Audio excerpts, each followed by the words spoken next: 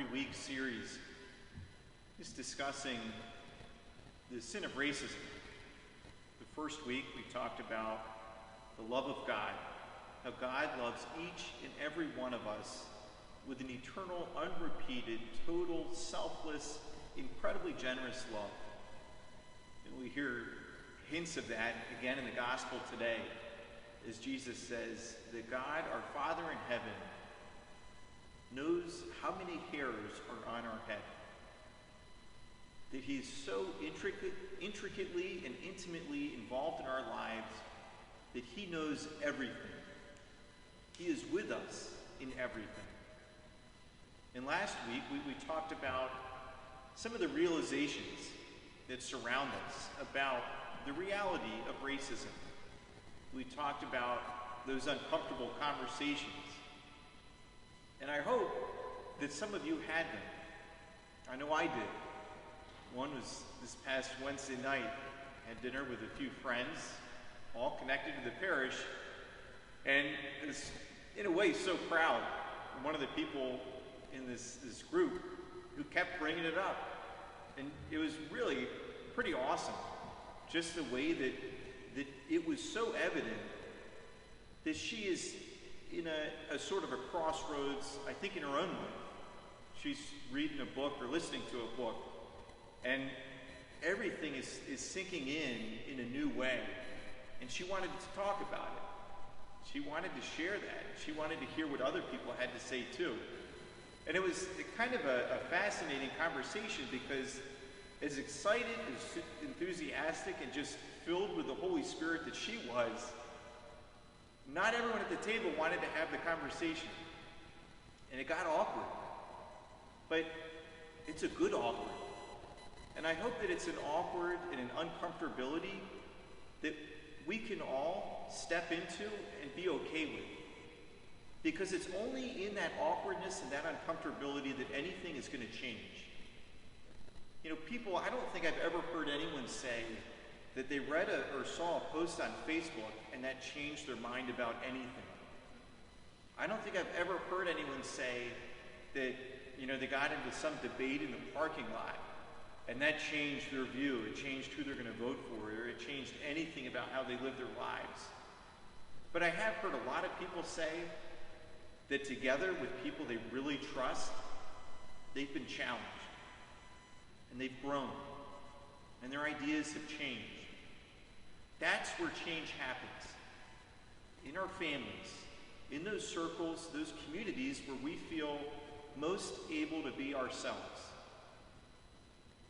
And so I encourage you, all of us, and again, it is not easy. If you've tried to have the conversation this past week, you know from firsthand experience, it's not easy. But it's a conversation that we've got to have. Or else, history will keep repeating itself and nothing will change. Not easy, but courageous. And so this week, we're going to talk about some things, very practical things that all of us can do in response to the sin of racism. And I think it's important to say those words together, because racism is a sin. And like any other sin, the sin of racism leads us away from Christ, away from the community and the communion that we share here at church, and leads ultimately to death and destruction. Every single sin, even just the lie that we say to make ourselves look better, ultimately, every single sin leads to destruction and corruption and death. That's what we believe in the church. Adam and Eve sinned. As a result of that, we face suffering and death. The two are connected. So the sin of racism is always going to lead to our own corruption and death and the downfall of our society. So we can't be indifferent to it, in the same way that we can't be indifferent to any sin if we are going to attach ourselves to Christ. So there are things that we can do, very practical things. And there are three that I came up with. The first is to be yourself. I think the most fundamental way that any of us can act against the sin of racism is to authentically be ourselves. To recognize that God created each one of us with an incredibly intimate and intentional love. And God created every single person with gifts to offer to the community, gifts that are meant to be shared. And those gifts are both personal and individual, but they're also collective, by culture, by background, by community. And so each of us has something to bring to contribute to the community. And by just being ourselves and bringing our own gifts and talents to a community like the parish, like our neighborhoods, our streets, by doing that, we not only share who we are, but almost without having to say it, it gives freedom for other people to be themselves too. I think if any of us think back at our groups of friends or experiences that we've had, there is a certain sense that people who are okay being themselves, the expression is like people who are comfortable in their own skin, have a way of disarming everyone else and giving everyone else that same freedom just to be themselves, to be authentic, and to bring the gifts that they have to the community, to the table. And so the first step and the first way of acting against racism is just to be yourself and to give other people the freedom to be themselves. The second thing that each of us, both as individuals and as families and as communities, so the second thing that we can do is to interrupt racism. Racism doesn't just happen. It's connected. It's a way of thinking, a way of judging, a way of living that many of us are raised with. And we're raised in racist structures, even though we might not even know it. So there's kind of a movement of racism.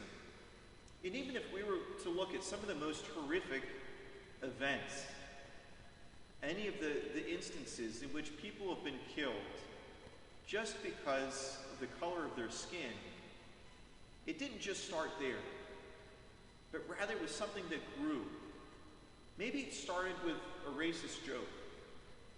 Maybe it started with the idea that it's okay to make people sit in a different part of the restaurant or in a different restaurant altogether just because they don't look like I do.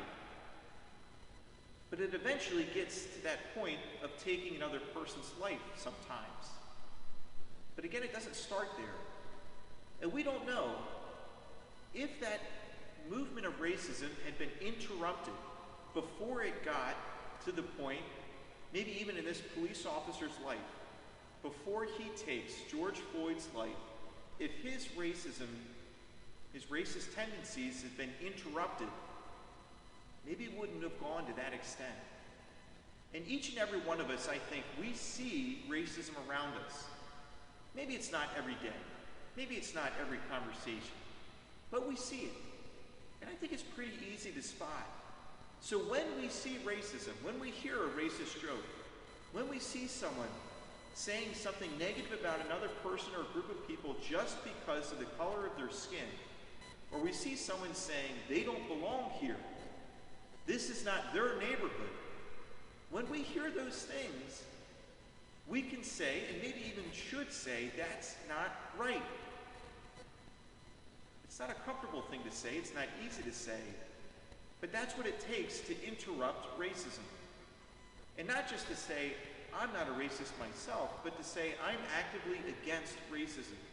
I am anti-racism. And that's what it's going to take for us to change the culture of our communities, of our society, to interrupt racism. And then the third step is to join the movement, to be a part of the solution. And I know that there is no perfect movement. You know, I think it's easy for us to look back today and to say, oh yeah, Dr. Martin Luther King Jr. was perfect. And every movement that wants to work for racial justice needs to be just like him. And we look back maybe on the civil rights movement of the 60s, and we think it was so different then. But it's really not that different. You know, even in Dr. Martin Luther King Jr. circles, there were people who would point and say, I can't join the movement because they're not doing it right, because I don't agree with everything they're doing. In reality, if you look at some of the studies, in 1968, when Dr. Martin Luther King Jr. was assassinated, he was not a popular person. In fact, most of the country said he's not a good person. He causes problems. He's a rebel rouser. So, I say all that to say, we can't wait for a movement to be perfect before we join it. And I understand that there are a lot of things about the Black Lives Matter movement that are very uncomfortable. I understand that there's some values there that are not the same as the values that we hold dear in the church, specifically about family and about how we can share and express our love. But I think it would be a mistake to allow a periphery value to keep us from picking up the main value, the simple message that Black lives matter. And maybe we don't have to hold the sign, but we can walk with them in one way or another. So some ways that we can do that very practically. The first is here at the parish, I would love for us to assemble, to form a justice committee, a group of people who have the sole responsibility of visioning how we as a parish can actively work to interrupt racism here in South Baltimore. So to just get together, to be a think tank, to help lead our parish to a place where we can be a part of the solution, a part of ridding ourselves, our communities, from the sin of racism. There are also a couple other groups in Baltimore City, in our own neighborhood, that are doing phenomenal work that it wouldn't take too much for any of us as families or individuals to link up with, to join in, to be a part of. The first is, there's a group called SURJ, S-U-R-J. It stands for Showing Up for Racial Justice. This group is more of an advocacy group that works in forming legislation and addresses some of the legal issues that are facing people of different races, and especially minority communities. It's a group that does phenomenal work and just seeks to find support for minority groups in seeking justice in the legislative process for themselves. Great group. And there's a link to all these groups on our parish website. The second group is THREAD, T-H-R-E-A-D. And THREAD is a group that, the way they describe it, is they harness the power of relationships in changing Baltimore City. So the idea is, it's kind of like a mentoring process where there have been some teenagers who've been identified as being at risk, whether it's because of their family situation, their own experiences of poverty, maybe their own involvement in different things that would have gotten them in trouble. And what they do is they pair that at-risk student with 4 other people in the Baltimore area. And it's not, they really don't like the word mentoring, because that implies that it's a helping, that it's a service thing as opposed to a relationship thing that would be two-way. So what THREAD does is they create a grouping of 5 people, the student and 4 others in the Baltimore area, and they call that a family. So in establishing the family, it allows that student to contribute, to give, to help and support the 4 people who've been linked up with them, but then it also allows those 4 people to grow in relationship with that student so that they can share stories, they can share perspective, share their experiences, and grow together as one family unit, as one group that now understands a bigger picture of what Baltimore City is. And then we have a third kind of project or ministry that the parish is in the process of getting off the ground. It's a grief ministry, and it's we're doing it in connection with the Archdiocese of Baltimore, our parish, a lot of other local parishes in the area, the Baltimore City Police Department, and a few other agencies.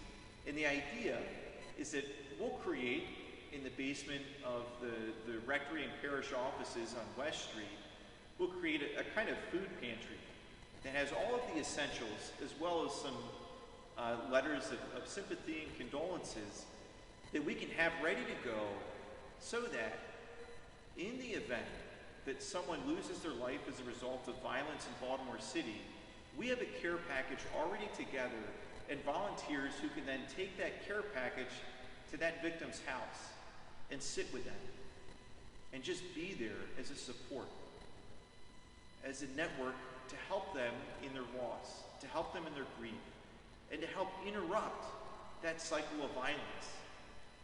So all these things are very practical, very concrete ways that we can, as individuals, as families, and as a parish community, we can be a part of the solution. We can interrupt racism, and we can rid at least our own hearts and our communities of this sin, so that we don't have to see people being killed because of the color of their skin. We don't have to see this cycle perpetuated, but we can envision and create together a better tomorrow where all people are loved because every one of us is loving the way that God loves.